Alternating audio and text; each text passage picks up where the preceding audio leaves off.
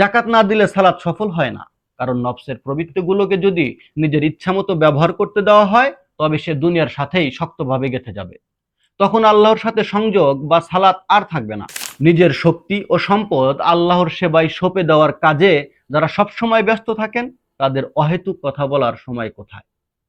আল্লাহর দেওয়া সমগ্র শক্তি ও সম্পদ পুনরায় আল্লাহকে ফেরত দেওয়া বা তার কাজে বিলিয়ে দেওয়া মোটেই সহজ কাজ নয়। এর জন্য প্রতিটা মুহূর্তে আল্লাহর মুখাপেক্ষী হয়ে থাকতে হয়। আল্লাহর দিক থেকে মুখ সরিয়ে যতটুকু দুনিয়ার দিকে নজর দেওয়া হয়, ঠিক ততটুকুই মানুষ জাকাত দেওয়ার অবস্থা থেকে দূরে সরে যায়।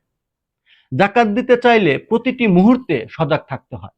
আল্লাহর দেওয়া হাত, পা, চোখ, কান, বুদ্ধি প্রতিটি ইন্দ্রিয়কে তারই সন্তুষ্টিতে লাগানোর জন্য এবং নিজের নফসের ইচ্ছা থেকে নিজেকে মুক্ত রাখার জন্য কাজ করে যাওয়াই হলো প্রকৃত জাকাত।